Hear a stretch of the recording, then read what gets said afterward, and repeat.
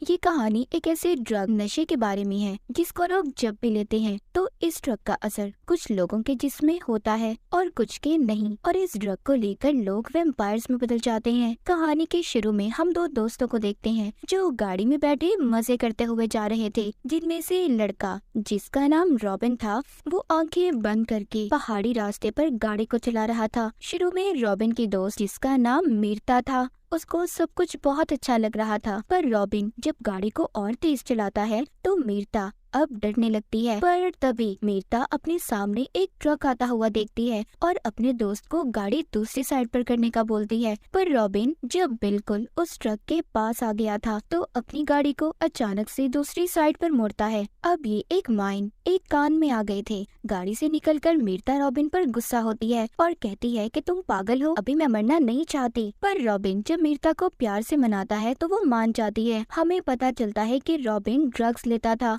वो यहाँ पर भी ड्रग्स लेने वाला था। मीरता जब ये देखती है तो जिद करती है, कहती है मैं भी इस ड्रग को लेना चाहती हूँ। पर रॉबिन उसे कहता है, मीरता देखो मेरी जान, ये ड्रग्स बहुत अलग है, खतरनाक भी, इससे तुम्हारा दिमाग भी फट सकता है। मीरता रॉबिन से वादा लेती है कि ये ड्रग लेने के बाद तुम कभी भी इस ड्रग को नहीं लोगे, क्योंकि वो उससे बहुत ज्यादा प्यार करती थी और साथ ही रॉबिन के साथ जीने मरने की भी कसम खाती है। फिर जिसके बाद दोनों उस ड्रग को अपनी आंखों में डाल लेते हैं। उस ड्रग को लेने के बाद उनकी आंखों से काले रंग का लिक्विड निकलने लगता है। रॉबिन उससे कहता है हम दोबारा फिर मिलेंगे। अगले सीन में हमें दिखाया जाता है कि मीरता और रॉबिन की लाश हॉस्पिटल में पड़ी थी, जिसको बाहर खड़े मीरता के मॉम डैड देख रहे थे और अपनी बेटी की मौत से बहुत ज्यादा दुखी थे। इसका मतलब ये था कि उस ट्रक को लेने के बाद दोनों की मौत हो चुकी थी, दोनों मर चुके थे। पर यहाँ पर हमें पता चलता है कि रॉबिन की लाश को लेने कोई भी नहीं आया था और सब कसूरवार मीरता की मौत का रॉबिन को ही समझ रहे थे। फिर जिसके बाद हमें एक कब्रिस्तान दिखाया जाता है जहाँ पर मीरता और रॉबिन को दफन किया गया था। उनके साथ ही और भी टीनेजर्स जवान लड़के लड़कियों की कब्रें थी। उनकी मौत भी इसी ड्रग को लेने की वजह से हुई थी। तभी मीरता की कब्र से आवाज आती है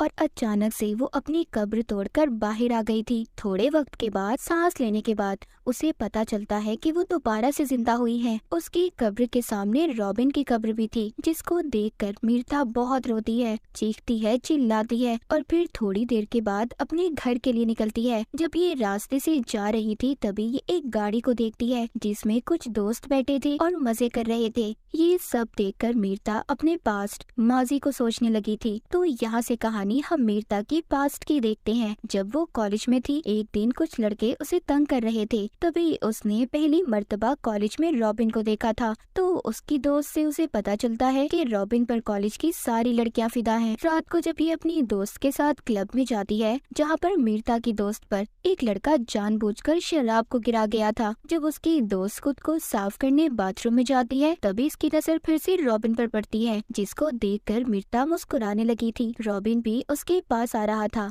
जिसे देखकर मीरता भागने लगती है और ये उसको गोद में उठाकर क्लब में लाकर डांस करने लगता है। एक दिन रॉबिन जब इसको रात को घर छोड़ने गया था तो यहाँ पर वो इसके घर जाने की जिद कर रहा था, पर मीरता कहती है देखो बात को समझो, मेरे मॉम डैड घर पर है। रॉबिन भी सब समझकर मीरता को प्यार से देखता हुआ चला जाता है और मीरता झाड़ियों से होते हुए अपने घर में आ गई थी। अब सीन दोबारा से प्रेजेंट यानी के मौजूदा वक्त में आता है। मीरता अपने ख्यालों से बाहर आ चुकी थी, वो उन्हीं झाड़ियों से होते हुए वापस से अपने घर में आ गई थी। मीरता अपने घर आकर फ्रिज से कुछ निकाल कर खाती है, फिर अपने मॉम डैड को देखने जाती है जो अपने कमरे में सो रहे थे। जब ये अपने कमरे में जा रही थी तो इसकी मॉम की अचानक से आँख खुल जाती है। वो जब अपनी बेटी को देखती है तो मीरता के पीछे पीछे आने लगती है, पर मीरता अपनी मॉम को देखकर दरवाजा बंद कर देती है। उसकी मॉम जब दरवाजा खोलने का कहती है तो अपनी मॉम को ऐसा कहते हुए देख वो दरवाजा खोल देती है। उसकी मॉम जब उसको हाथ लगा रही थी तो उनको उसका जिस्म बिल्कुल ठंडा लग रहा था।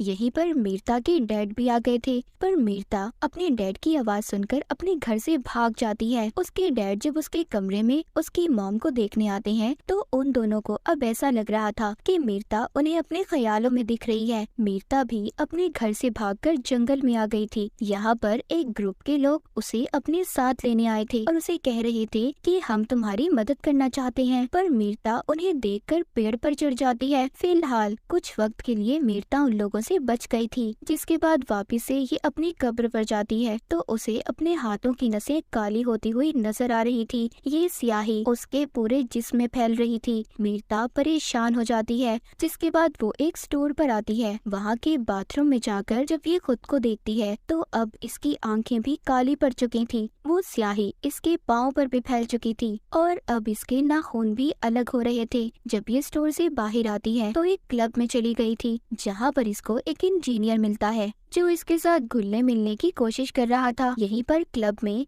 ये रॉबिन के दोस्त को भी देखती है। अब ये उससे बचने के लिए ये उस इंजीनियर का सहारा लेकर क्लब से बाहर आ गई थी। उधर दूसरी तरफ मीरता की मॉम जो अपनी बेटी की मौत के सदमे में थी, तभी उनके घर पर एक आदमी आता है जो बताता है कि आपकी बेटी मीरता जिंदा है, वो वापिस आ चुकी है। और मौत से जागने के बाद वापिस से लोग सबसे पहले अपने घर में ही आते हैं। ये आदमी दरअसल उन्हीं लोगों का लीडर था जिनको हमने देखा जो मीरता को जंगल में भी ढूंढ रहे थे। मीरता के डैड उस लीडर से कहते हैं कि प्लीज हमें और परेशानी मत दें, हम आगे ही बहुत ज्यादा परेशान हैं। मेरी बीवी की तबीयत ठीक नहीं है। वो लीडर जाता हुआ मीरता के डैड से कहता है, अभी तो मैं जा रहा हूँ, पर हाँ मेरी बात याद रखिएगा, अगर मीरता वापस घर आई तो इस बार उसे अपनी बेटी समझने की गलती मत करिएगा, क्योंकि वो अब बदल चुकी है। उस आदमी ने मीरता के बारे में ऐसा क्यों कहा था, ये हमें आगे कहानी में पता चलेगा। उधर मीरता उस इंजीनियर को लेकर उसी जगह पर आ गई थी जहाँ पर ये रॉबिन के साथ आई थी।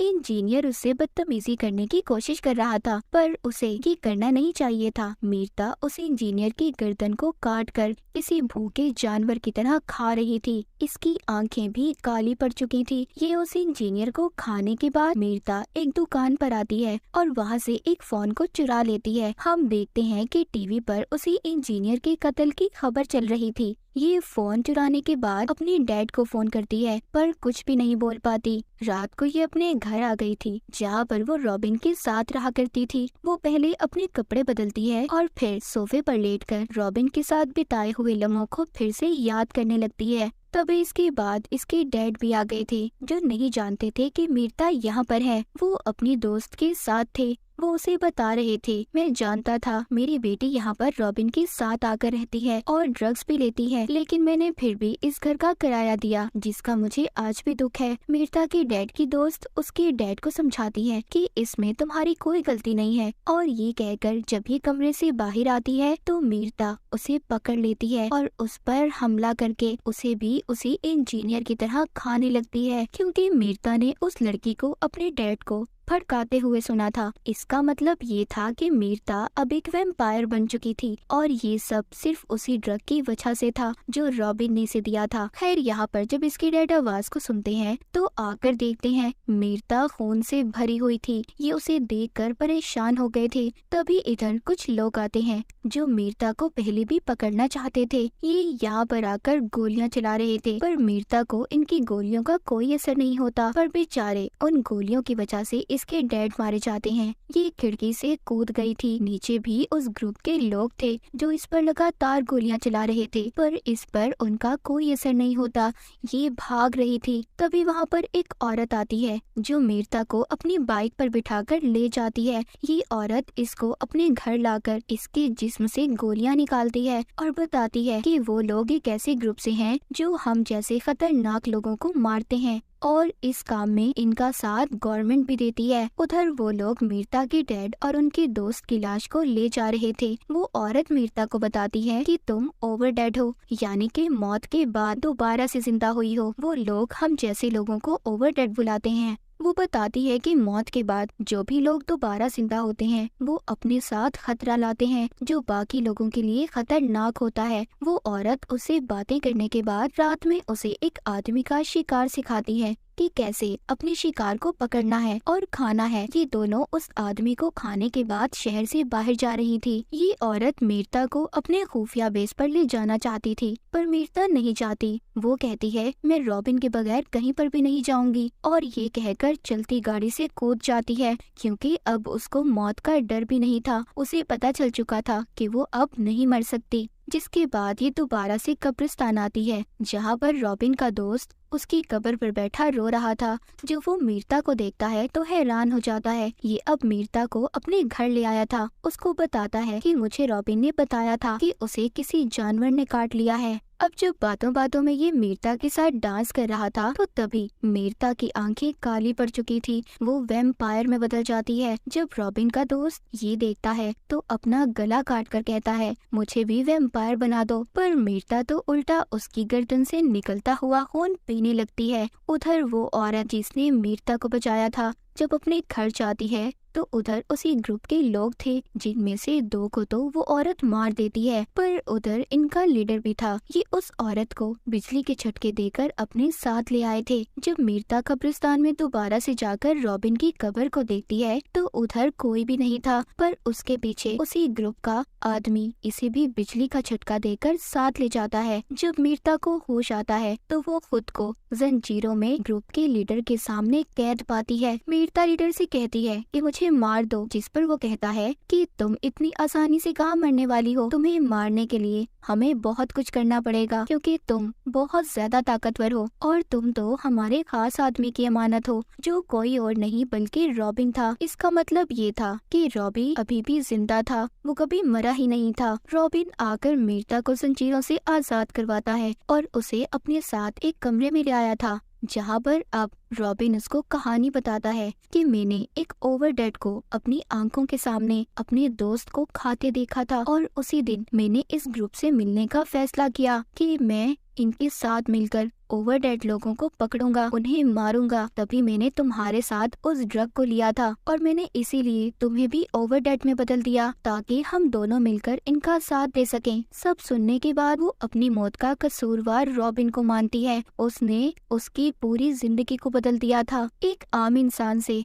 उसे एक इंसान खाने वाला हैवान बना दिया था। ये सब सोचकर उसे नींद नहीं आ रही थी, इसीलिए वो अब इस कमरे से बाहर आती है जहाँ पर बाहर आकर ये उसी औरत की चीखने की आवाजों को सुनती है जिसने इसकी मदद की थी। ग्रुप का लीडर उसको बिजली के झटके देकर मारने की कोशिश कर रहा था। मीरता उस कमरे में आकर लीडर पर हमला करके उसे बेहोश कर देती है और उस औरत को बचा लेती है। जब ये उस औरत को बचाकर जा रही थी तो रास्ते में इन्हें दोबारा से ग्रुप के लोग मिल जाते हैं। ये दोनों को वापस से पकड़ लेते हैं। इससे पहले ये इन दोनों को वापस ले जाते तभी यहाँ पर मीरता इन सब को मार देती है। पर देखते ही देखते वहाँ पर और भी बहुत सारे आदमी आ गए थे। मीरता उनका भी बड़ी ही बहादुरी से मुकाबला करती है और उन्हें भी मार देती है। जब ये बाहर आकर गाड़ी में बैठने लगती है तभी वहाँ पर रॉबिन आ जाता है जो कहता है, क्या कर रही हो? ये मैंने तुम्हें एक तोहफा दिया है, तुम्हें ऐसा अपने जैसा वैम्पायर बनाकर। मीरता रॉबिन का गला पकड़कर कहती है, तुमने मीरता का खून कर दिया है और मैं अब मीरता नहीं हूँ। वो उसको बिजली का झटका देकर वहाँ से उस औरत को साथ ले जाती है।